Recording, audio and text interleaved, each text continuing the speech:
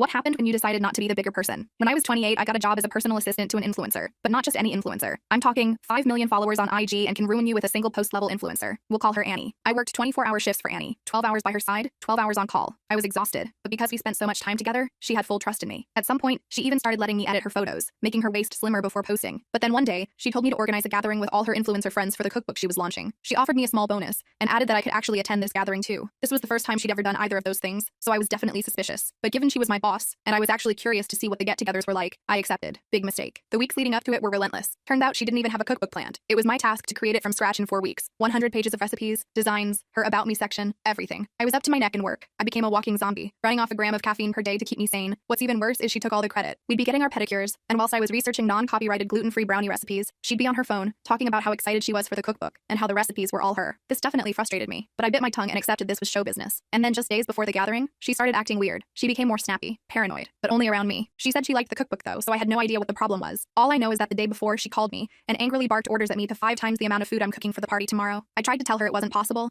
but she said to figure it out, and if I can't, I'm fired. I stayed up all night cooking, even paying a private chef $500 to spend the next day helping me. By the time I showed up to the gathering, I hadn't slept in 37 hours. I brought all the meals with me in a minivan that I hired out of my own money, and the first thing I was met with was Annie shouting at me for only being 6 hours early. I didn't have the energy to argue, so I nodded and apologized. I spent the next 6 hours setting everything up, including the food, while Annie just kept trying dresses on. Eventually, people started showing up. Everything was going smoothly until Annie struck. Me, her, and 2 of her friends were talking about how great the food she made was when Annie interrupted. You know, I asked Julie over here to make me an omelet once, and she almost set my kitchen on fire. Everyone began chuckling, and because I was too tired to respond, I chuckled too. Well, Annie took this as my approval. Her last boyfriend even left her because of it. She even called me once seriously asking how to turn on the oven. Remember that, Julie? Everyone was laughing so hard they were wheezing. Then someone said, "How do you do it, Annie? You created a whole cookbook in 4 weeks, organized this party, and attended a stray dogs volunteer shelter. You're one of a kind." Just like that, everyone was complimenting Annie. She was basking in it, and I was going to let her, but that's when she took it too far. Before I knew it, Annie was calling me dumb, ditzy, stupid, an idiot, even saying she should fire me, all as a joke. Everyone was doubling over at my expense. But when the conversation shifted back to Annie's recipes, I saw my chance to ruin her. You know, Annie, because you're such an amazing chef, I actually prepared something for you. I went to go get a chef's hat, then came back up to Annie before getting everyone's attention. Some of you might have noticed there's one dessert from the book missing on the tables. That's because Annie wanted to cook it in front of everyone. Her eyes went wide, but before she could protest, everyone erupted in cheers and applause. Now, you may be thinking she could have just refused or exposed me, but I knew Annie, and she was way too image-oriented for that. And so, she nervously strutted to the kitchen with everyone behind her. Some of her friends even live streaming the special moment to their followers. I remember she looked at me with hatred, but I just smiled. Next thing I knew, Annie was struggling to crack an egg, holding a whisk with her thumb and index finger, and putting butter in the oven to melt it. Everyone's faces dropped as they realized Annie was full of crap. She hadn't created the cookbook, and when she accidentally got flour on her face, she exploded. She screamed out she couldn't do it. She wasn't a chef, and yelled at everyone to stop laughing at her, but nobody did. People were pointing fingers in hysterics. I honestly thought I had won, but that's when she turned to me, and with her acrylic nails, jabbed my eyes. This is her fault. I'm suing. Suddenly, everyone turned to me. I couldn't tell you what happened next in this short video. The full story is on my channel and linked below.